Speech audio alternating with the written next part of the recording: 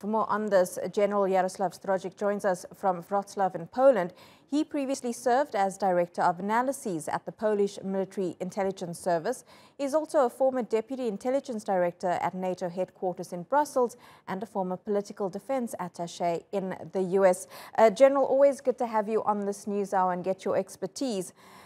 We've been talking about this advanced weaponry that is now being sent to Ukraine. But when we talk about advanced weaponry, what exactly does that mean and what do those weapons entail? Good morning. It seems that we are at a very interesting moment of this war, and this 3 months period gives us, I would say, the pause to think how to advance and how to defeat Russia, I believe.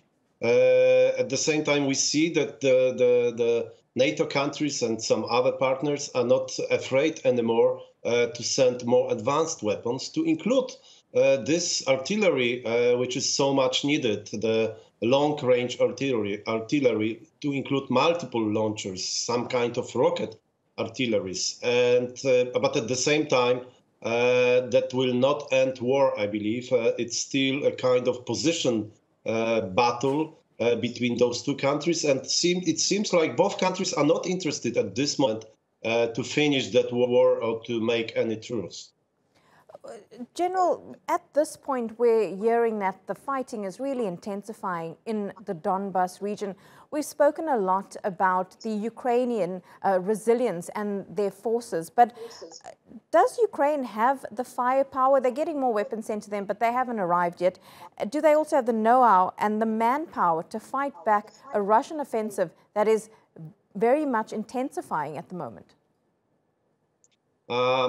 I would like to disagree a bit, because Ukraine seems to receive so much weaponry from the West that it's enough for Donbas region.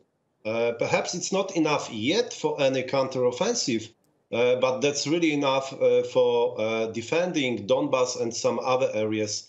It was quite obvious last week in the Kharkiv region, the second city in Ukraine, that was well defended, and the Russians came back to the Donbas area only. The manpower, that's really enough. You don't need millions of people, but still the potential, the pool of men is still quite big in Ukraine. So I believe the Ukraine plan is simple and obvious.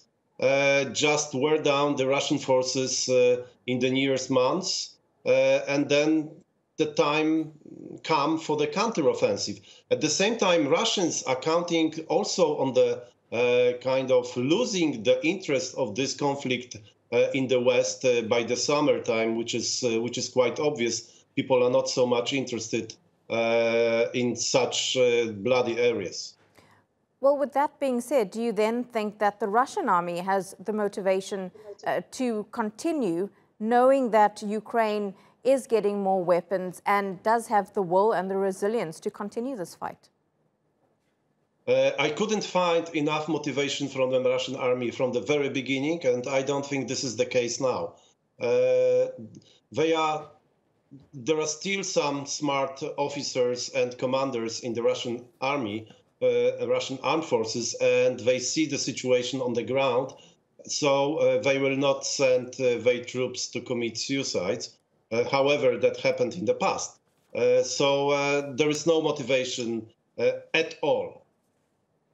General Jaroslaw Strozyk, always good to speak to you. Live to us there from Poland. Thank you so much.